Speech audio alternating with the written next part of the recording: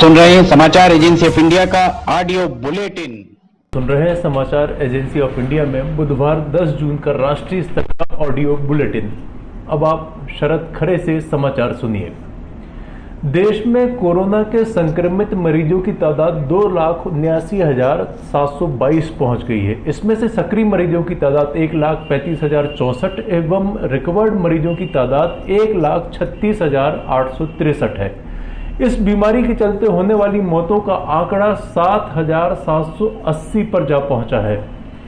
Corona प्रभावित मरीजों की तादाद जिन राज्यों में 5,000 से अधिक है उनमें महाराष्ट्र में 90,787, जिसमें से 44,859 एक्टिव मरीज हैं। तमिलनाडु में 36,841 में से 17,182 एक्टिव मरीज, दिल्ली में 36,841 में से 18,543 एक्टिव, गुजरात में 21,044 में से 5,358 एक्टिव, राजस्थान में 11,368 में से 2,610 एक्टिव मरीज, उत्तर प्रदेश में 11,355 में से 4,365 एक्टिव मरीज, मध्य प्रदेश में 9,849 में से 2,700 एक्टिव मरीज, पश्चिम बंगाल में 8,985 में से 4,950 एक्टिव मरीज, कर्नाटक में 6,041 में से 3,108 एक्टिव मरीज, बिहार में 5,583 कुल संक्रमित में से 2,615 एक्टिव मरीज है। इसी तरह हरियाणा में बुधवार को 5,000 से ज्यादा मरीज पहुंच गए हैं। यहां कुल संक्रमित 5,364 मामलों में से एक्टिव मरीजों की तादाद 3,414 एवं आंध्र प्रदेश में 5,247 में से कुल 2,300 एक्टिव मरीज हैं। सरकार ने कहा है कि देश में पहली बार कोविड-19 महामारी के संक्रमण से स्वस्थ हुए लोगों की संख्या मरीजों से ज्यादा हो गई है। स्वास्थ्य मंत्रालय ने कहा कि अभी तक 1,35,205 रोगी ठीक हो चुके हैं और संक्रमित 1,33,632 लोगों का उपचार चल रहा है। एक अच्छी खबर यह है कि स्वस्थ होने की दर बढ़कर 48.88% पर पहुंच गई है। पिछले 24 घंटे के दौरान 5,991 रोगी स्वस्थ हुए हैं। मंत्रालय ने कहा कि 6 शहरों में कोविड-19 से निपटने के उपायों की समीक्षा के लिए नगरपालिका के स्वास्थ्य अधिकारियों और राज्य के स्वास्थ्य विभागों के साथ समीक्षा की जा रही है। इसके लिए केंद्रीय दल तैनात किए जा रहे हैं जो उन्हें तकनीकी सहयोग उपलब्ध कराएंगे। ये शहर हैं मुंबई, अहमदाबाद, चेन्नई, कोलकाता, दिल्ली और बेंगलुरु। केंद्रीय दल अगले एक सप्ताह में इन शहरों का दौरा करेंगे और कोविड-19 से निपटने के उपायों की समीक्षा करेंगे। ये दल प्रतिदिन राज्य स्वास्थ्य विभाग और केंद्रीय स्वास्थ्य मंत्रालय को अपनी रिपोर्ट सौंपेंगे। ये दल किसी भी महत्वपूर्ण मुद्दे के बारे में सूचित करेंगे और दौरा समाप्त करने से पहले सुझाव देंगे। देश में शेरों की संख्या में 29% का इजाफा हुआ है। प्रधानमंत्री नरेंद्र मोदी ने खुद ट्वीट करके इसकी जानकारी दी। उन्होंने शेरों की तस्वीरों के साथ ट्वीट किया, गुजरात के गिर फॉरेस्ट में रहने वाले एशियाई शेरों की आबादी करीब 29% बढ़ी है। उनके रहने का दायरा भी 36% बढ़ा है। इसके लिए गुजरात के लोग और वे सभी लोग बधाई के पात्र हैं जिनके प्रयासों से यह उपलब्धि हासिल हुई है। उन्होंने कहा कि पिछले कुछ वर्षों से गुजरात में शेरों की संख्या लगातार बढ़ी है। यह जन सहभागिता, तकनीक के इस्तेमाल, वन्य जीवों के स्वास्थ्य की देखभाल, उचित पर्यावरण प्रबंधन और मनुष्य तथा शेरों के बीच टकराव को कम से कम करने के प्रयासों का नतीजा है। उम्मीद है कि यह सकारात्मक रुझान जारी रहेगा। एशियाई शेरों के लिए मशहूर गिर नेशनल पार्क 412 वर्ग किलोमीटर में फैला हुआ है। पिछले कई वर्षों से गुजरात सरकार और वन विभाग शेरों के संरक्षण को लेकर यहां पर काम कर रहे हैं। यही वजह है कि यहां पिछले कुछ सालों में शेरों की संख्या बढ़ी है। गिर जंगल देश में एशियाई शेरों का एकमात्र ठिकाना है। पूरी दुनिया में दक्षिण अफ्रीका के अलावा गिर नेशनल पार्क ही एकमात्र ऐसी जगह है जहां पर शेरों को अपने प्राकृतिक आवास में रहते हुए देखा जा सकता है। इस नेशनल पार्क में शेरों के अलावा हिरण, सांभर, चीतल, नीलगाय, भालू जैसे जानवर भी हैं। कोरोना वायरस का संक्रमण महाराष्ट्र में भयावह रूप ले चुका है। इसी बीच महाराष्ट्र के जलगांव सिविल अस्पताल में बड़ी लापरवाही सामने आई है। यहाँ कोरोना पॉजिटिव 80 साल की महिला की लाश अस्पताल के बाथरूम में मिली है, जो 2 जून से लापता थी। अस्पताल के मुताबिक 1 जून को महिला को अस्पताल में भर्ती कराया गया, जहां उसकी रिपोर्ट पॉजिटिव आई थी। इसके अगले दिन 2 जून को खबर आती है कि वो महिला लापता हो गई है। पुलिस में महिला की मिसिंग रिपोर्ट भी दर्ज कराई गई है। वहीं अब अस्पताल में शव मिलने से हड़कंप मच गया है। प्राप्त जानकारी के मुताबिक जलगांव सिविल अस्पताल JCH के अधिकारियों और परिवार ने पुलिस को महिला के 2 जून से लापता होने की सूचना दी थी। जिला पुलिस स्टेशन में वरिष्ठ निरीक्षक अकबर पटेल ने बताया कि इसके बाद हमने भुसावल में पूरी जांच की। रिश्तेदारों की मौजूदगी में सभी रोगियों के रजिस्टर, CCTV फुटेज खंगाले गए और फिर 6 जून को शिकायत दर्ज कर ली गई। बुजुर्ग महिला 27 मई को कोरोना पॉजिटिव पाई गई थी और JCH में शिफ्ट होने से पहले उसे दूसरे अस्पताल में भर्ती कराया गया था और जांच के लिए पुलिस टीमों को वहां भेजा गया था। कोरोना वायरस का संक्रमण तेजी से फैलता जा रहा है। अनलॉक 1 के बाद से तो केस बहुत तेजी से आगे बढ़ रहे हैं। Indian institute of public health Hyderabad public health of foundation of India के प्रोफेसर वी रमणधर ने कहा कि अनलॉक होने से अनुशासन का पालन नहीं करने की पुरानी बुरी आदतें वापस आ गई हैं। ये बुरी आदतें एक दूसरे से दूरी नहीं बनाने और ठीक तरह से मास्क का इस्तेमाल नहीं करने को लेकर है। रमणधर ने कहा, ग्रामीण क्षेत्रों में प्रवासी मजदूरों को उनके घरों के करीब पृथक किया जाना चाहिए। दुर्भाग्य से वहां मामलों की बढ़ोतरी होने की स्थिति के लिए जांच और चिकित्सा देखभाल की पर्याप्त सुविधाएं नहीं है। सरकार द्वारा कोरोना वायरस से लॉकडाउन और वर्तमान के अनलॉक के संदर्भ में निपटने के संबंध में उन्होंने कहा कि विभिन्न राज्यों की प्रतिक्रिया में निरंतरता की कमी ने देश में कमजोर सार्वजनिक स्वास्थ्य बुनियादी ढांचे पर प्रकाश डाला। रमणधर ने दावा किया कि लॉकडाउन से हुआ लाभ संभवतः अब अनलॉक से खत्म हो गया है।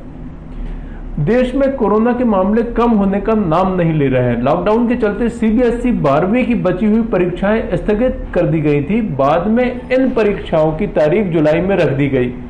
अब सुप्रीम कोर्ट में अर्जी दाखिल कर CBSE के उस नोटिफिकेशन को खारिज करने की गुहार लगाई गई है, जिसमें कहा गया है कि CBSE 12वीं की बची हुई परीक्षा 1 जुलाई से 15 जुलाई तक लेने वाली है।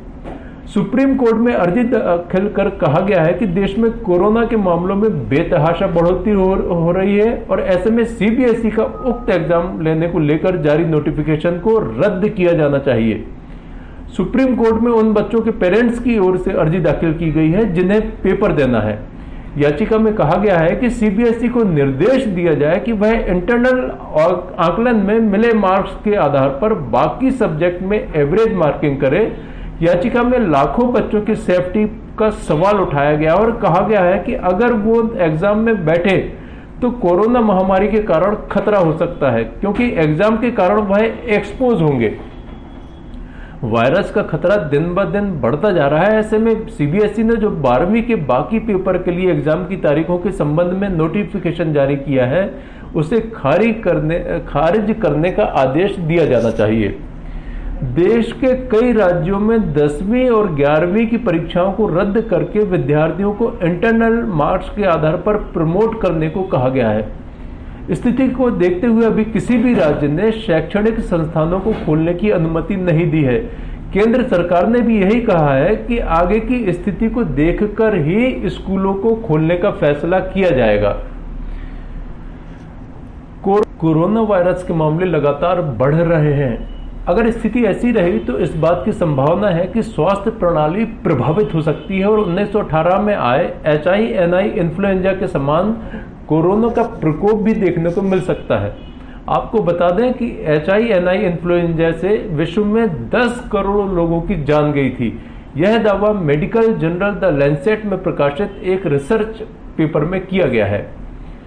चीनी केंद्र रोग नियंत्रण और रोकथाम के निदेशक गाओ फू के नेतृत्व में जारी इस रिसर्च पेपर में यह भी कहा गया है कि मौसमी इन्फ्लुएंजा का केस फैटेलिटी रेशियो अर्थात CFR लगभग 0.1% है, जबकि कोविड-19 का अनुमानित CFR चीन के हुबई प्रांत में 5.9% था और चीन के अन्य सभी क्षेत्रों में 0.98%। रिसर्च पेपर में इस बात पर चर्चा की गई है कि कोरोना के मामले बढ़ने से हमारे मेडिकल सिस्टम पर असर पड़ेगा, जिससे कि अधिक मौत होने की संभावना है। यह शंका बनी हुई है कि क्या कोविड-19 महामारी की स्थिति और बिगड़ सकती है। इसका प्रभाव 1918 H1N1 इन्फ्लुएंजा महामारी के रूप में सामने आ सकता है, जिसमें 2% से अधिक की CFR थी और इससे दुनिया भर में 50 से 100 मिलियन लोगों की मृत्यु हुई थी। Air India Vande Bharat mission के तीसरे चरण के तहत यूरोपीय देशों में फंसे भारतीय नागरिकों को वापस लाने के लिए उड़ानों की टिकटों की बिक्री आज दोपहर 3 बजे से आरंभ करेगी। आवेदकों को स्थानीय भारतीय दूतावास या उच्चायोग में पंजीकरण कराना चाहिए। इसके बाद वे एयर इंडिया की वेबसाइट से टिकट बुक कर सकते हैं। सरकार ने वंदे भारत मिशन के तीसरे चरण की अवधि बढ़ाने की घोषणा की थी, जो वाणिज्यिक उड़ान फिर शुरू होने तक जारी रहेगा। 3 चरणों के इस मिशन के तहत एयरलाइन उत्तरी अमेरिका और यूरोप के लिए 9 से 30 जून तक 300 उड़ानें संचालित करेगी। रेलवे ने लॉकडाउन के दौरान 17 करोड़ 54 लाख टन आवश्यक वस्तुओं की ढुलाई कर उनकी उपलब्धता सुनिश्चित की। रेलवे की माल ढुलाई में लॉकडाउन के दौरान भारी वृद्धि देखी गई है। मई के दौरान रेल विभाग ने 25% अधिक 8 करोड़ 22 लाख 70 हजार टन आवश्यक वस्तुओं की ढुलाई की। अप्रैल में यह आंकड़ा 6 करोड़ 51 लाख 40 हजार टन का था। 1 अप्रैल से 9 जून तक रेल विभाग ने 17 करोड़ 54 लाख 60 हजार टन आवश्यक वस्तुओं की ढुलाई की है। इसके लिए देश भर में 24 घंटे और 7 दिन मालगाड़ियां चलाई गईं। 24 मार्च से अब तक 31 लाख 90 हजार से अधिक माल डिब्बा ढुलाई के लिए लगाए गए। इनमें से 17 लाख 81 हजार में अनाज, नमक, चीनी, दूध, खाद्य तेल, प्याज, फल और सब्जियां, पेट्रोलियम उत्पाद, कोयला और उर्वरक देश भर में पहुंचाए गए। इसके अलावा 3861 पार्सल रेलगाड़ियां चलाई गई थी, जिनमें से 3755 पूर्व निर्धारित मालगाड़ियां थीं। इन पार्सल रेलगाड़ियों में 1,37,000 टन माल का लदान किया गया। इस बीच भारतीय आयुर्विज्ञान अनुसंधान परिषद ICMR ने कहा है कि पिछले 24 घंटों के दौरान 1,45,216 नमूनों की जांच की गई। इसके साथ ही देश में अब तक 50,61,332 लोगों की जांच की जा चुकी है। ICMR कोविड-19 जांच की सुविधा बढ़ाने के लिए सरकारी और निजी जांच केंद्रों को लगातार मंजूरी दे रहा है। अब तक देश भर में 823 जांच केंद्रों को मंजूरी दी गई है। इनमें से 590 सरकारी और 233 निजी जांच केंद्र हैं। दिल्ली के मुख्यमंत्री अरविंद केजरीवाल ने कहा है कि सम विषम योजना की तरह ही सभी की सुरक्षा के लिए सुरक्षित दूरी बनाए रखने और मास्क के इस्तेमाल को जन आंदोलन बनाना होगा।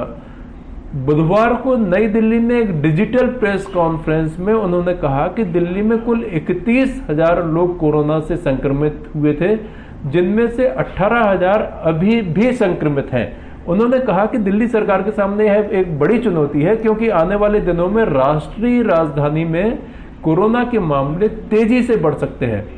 उपराज्यपाल के द्वारा उनके आदेश को पलटे जाने पर टिप्पणी करते हुए मुख्यमंत्री ने कहा कि उपराज्यपाल का आदेश पूरी तरह अमल में लाया जाएगा। उन्होंने कहा कि यह समय मतभेद या विवाद का नहीं है। आप सुन रहे थे शरद खरे से समाचार एजेंसी ऑफ इंडिया में बुधवार 10 जून का राष्ट्रीय स्तर का ऑडियो बुलेटिन। बृहस्पतिवार 11 जून को एक बार फिर हम ऑडियो बुलेटिन लेकर हाजिर होंगे। अगर आपको यह ऑडियो बुलेटिन पसंद आ रहे हो तो आप इन्हें लाइक, शेयर और सब्सक्राइब जरूर करें। फिलहाल आपसे इजाजत लेते हैं। नमस्कार।